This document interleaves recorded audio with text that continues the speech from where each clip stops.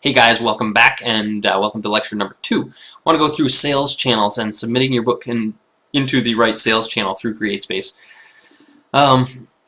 In lecture number 1 we submitted all the information above, and I'm going to start right where we left off, and all that information, I'll scroll up right now briefly, is all right up here.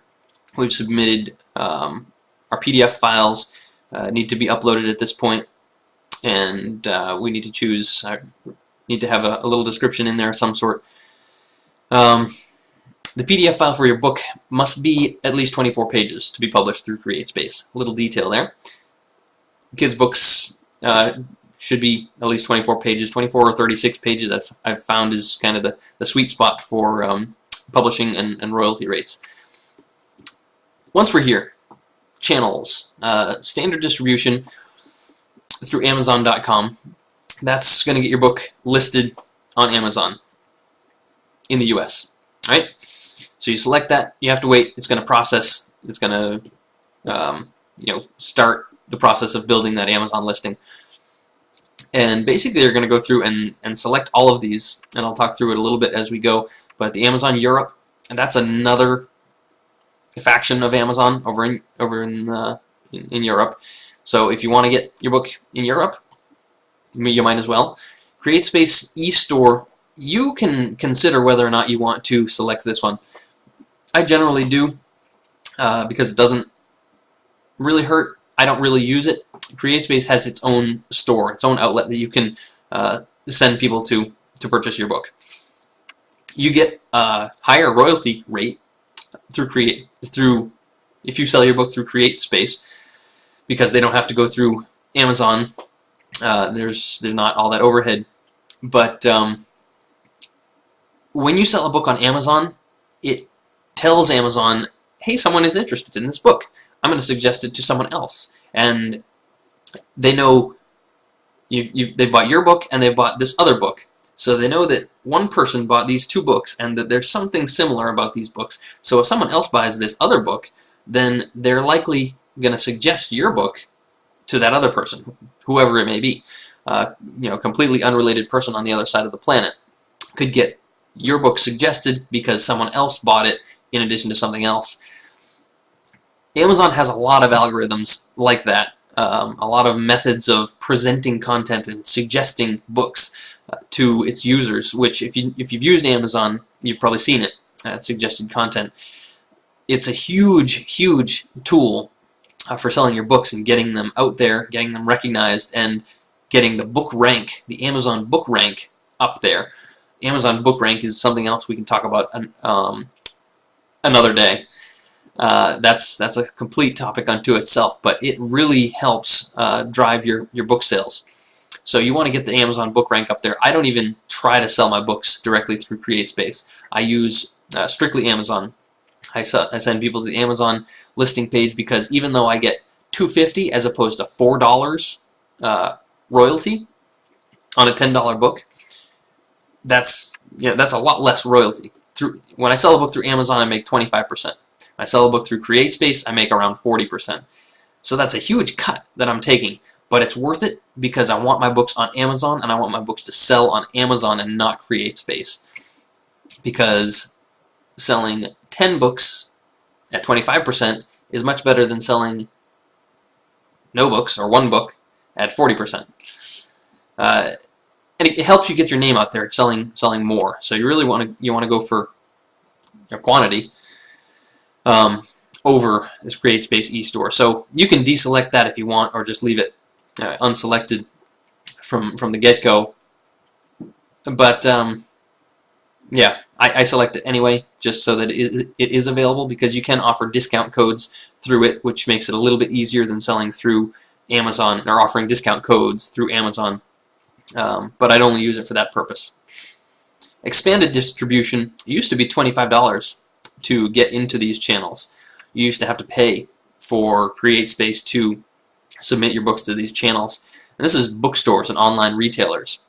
So they're submitting your book to the larger directories out there who can provide your book to bookstores, and the second one here is libraries and academic institutions. When libraries buy a book, they don't go to the bookstore, or they don't go to Amazon to buy a book, they have a service, a directory that they buy books from only, and your book needs to be in that directory if you want to get it into a library. If you go to a library and say, hey, do you have this book? They're going to look in their directory, and if it's not there, they can't get it to you.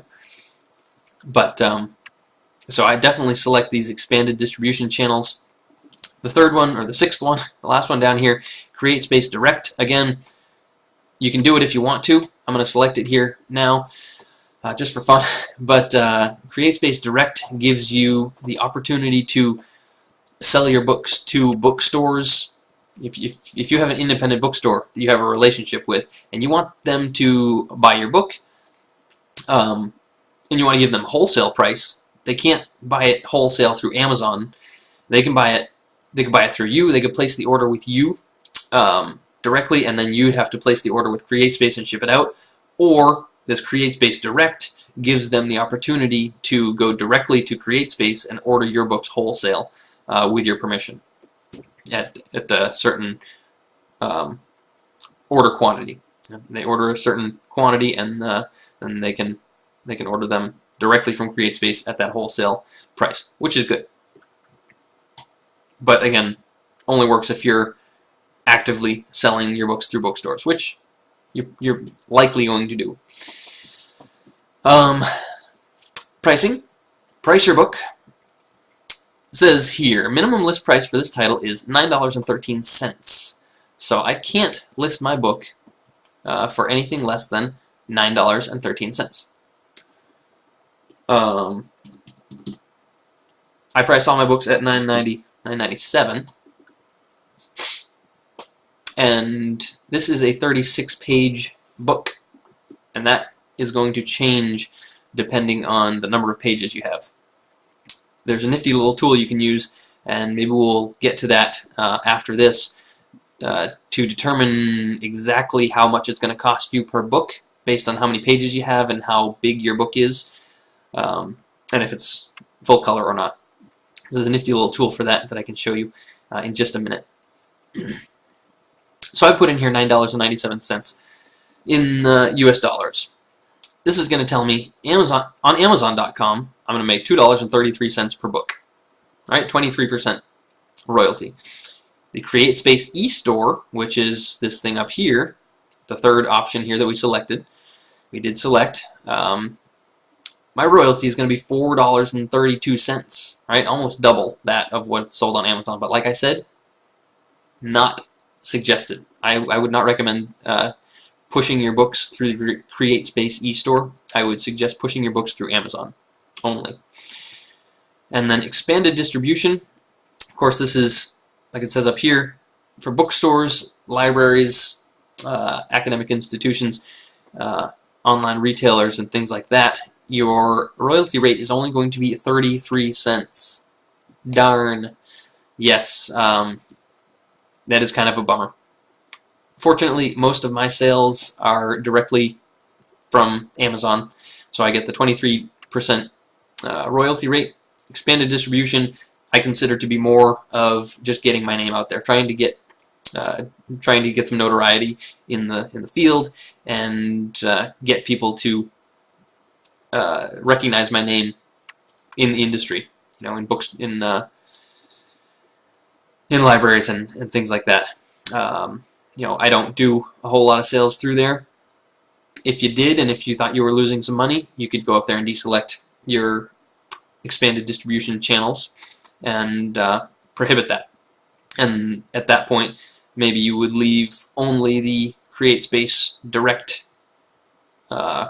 expanded distribution channel open, so that you could still sell, kind of on a personal level to bookstores, but increase that royalty rate. When I put my list price in here, $9.97, it auto-populated some pricing down here in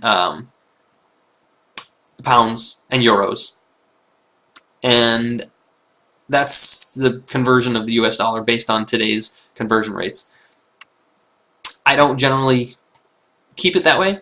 I uncheck that box because $5.93, it may be a great price. it may be comparable to $9.97, but I'm going to just put it up to $5.97 to stay with the 7 theme here we've got going. And now in euros, I'm always undecided. You know, when it's a price like this, $7.21. I don't want it to be that. Since it's closer to $7, I'm going to put $6.97 here. You could bump it up to $7.97 if you want, and you get a little bit more royalty from your European buyers. But either way, I wouldn't leave it at $7.21 because it's just an odd price point, and someone who's going to buy a book for $7.21 is probably going to buy a book for $7.97, just the same. You know what? I'm going to do it. $7.97 right there. Okay, and then you can press the little calculate button just because we've adjusted our numbers here, and it's going to adjust our royalty rate. So instead of £1.41, it's 1.44 pounds. However you say that. I don't know. Sorry. Yeah. Sorry everyone in the UK. I don't understand pounds. But I think it's cents. I think you have cents too. And then euro cents as well. I know that one. So instead of 2 euros and 26 euro cents, it's going to give me... Oh, I think it already calculated that one. I wasn't looking. Anyway, that's my royalty rate now.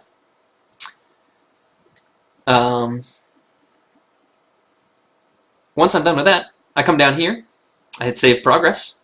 It's going to finalize the submission. And when you hit Save, you can always go back and change things at this point. We haven't done anything to prevent you from going back and changing things. And generally, you can always change things if you really want to.